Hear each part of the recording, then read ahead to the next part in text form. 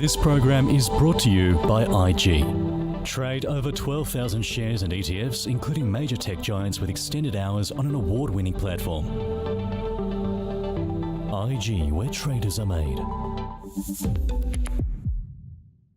And our stock of the day is Rio Tinto, the miner producing 79.5 million tonnes of iron ore in the second quarter of 24, a 2% increase from the first. Iron ore shipments 3% higher during the same period.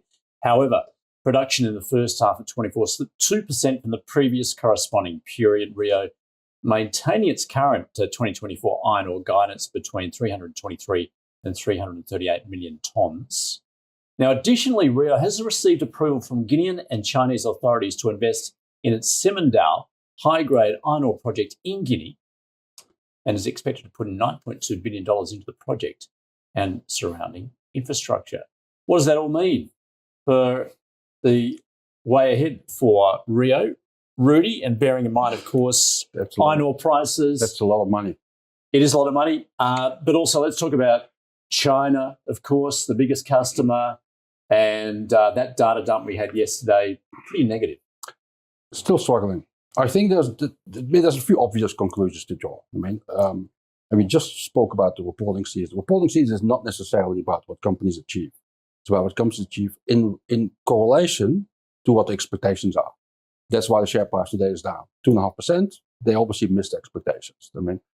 I haven't looked into detail. I saw a few early responses this morning. They missed on some production volumes here and there. But needless to say, ultimately, it's about the price they get for their products. Because one conclusion to draw is companies of the size of Rio, BHP, maybe South32 and Fortescue as well. When they miss, they tend not to go down by 10-15%.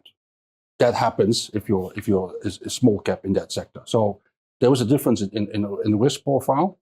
What I pick up recently is that a lot of investors who are basically putting together portfolios, they are adding, or they're still adding, mining stocks for the potential disappointment on inflation. And that still is a risk.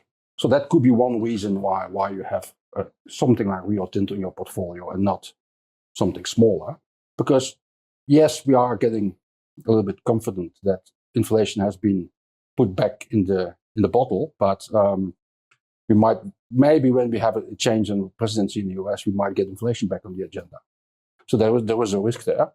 The other obvious statement to make is I don't think there's anyone on this planet who doubts that the price of copper will be higher in years to come. This is one of the copper plays. Not pure, but still one of the exposures you can get. There's still a high dividend there. Share price is not excessively high if commodity prices stay up or go higher. And the question with iron ore, well, everyone who has made forecasts of the past year has been wrong. They've been higher for longer. And you know what's going to happen? At some stage it's going to fall out of bed and nobody saw it coming. That's just, but maybe there's, at this point in time, I would add one thing. You probably prefer Rio Tinto now. It has a little bit less problems than BHP. BHP has Samanco and a few other things. I don't invest in commodity stocks. So I don't have natural inflation protection other side than gold. And I do own gold, but I don't own Rio. But I do think if you're looking for inflation protection, exposure to the copper boom that is coming around the corner, this could be in your portfolio. Why not? So buy it. Yeah. Why not? Yeah. If you don't own it already. Yeah. Okay. Phil. I agree. I think it's a buy. I know. The quarterly was a slight miss, 2%, a rounding error. Solid exposure to iron ore, solid exposure to copper. I agree. Copper, $10,000 a ton, probably not falling anytime soon. Iron ore's been fascinating. Analysts have been calling it below $100 a ton for over a year now. It's around $110 today. China has really slowed, but the iron ore price is still pretty solid. So what happens if and when China rebounds in a year or two? Maybe India comes off and maybe it doesn't. Do we get an even stronger iron ore price? So me, I keep it simplistic. If we put in spot prices for the foreseeable future, stock's probably cheaper than implied by consensus. Consensus has a total shareholder return of about 20% before today, inclusive of a 5.5% dividend yield. You don't buy resource stocks for a dividend. This one pays a good one, so you're getting paid 5.5% to own it, 15% capital gain potential. With, as a generous, I'd say we're going to get some upgrades over 2 years as people capitulate on the iron ore price not capitulating. So Rio probably looks cheaper than it actually is. So a small pullback. That's today. a double negative. It's positive. It's a positive, yeah. So I'd call it a buy on today's pullback. I'd be buying on a 2-year view on the basis that iron ore will probably stay flat. Yeah. Can't predict it, but it's outperformed consensus forecast for the last 12 months. So call a flat, copper to continue to rise. I think the earnings go up and I'd call it a buy. There you go.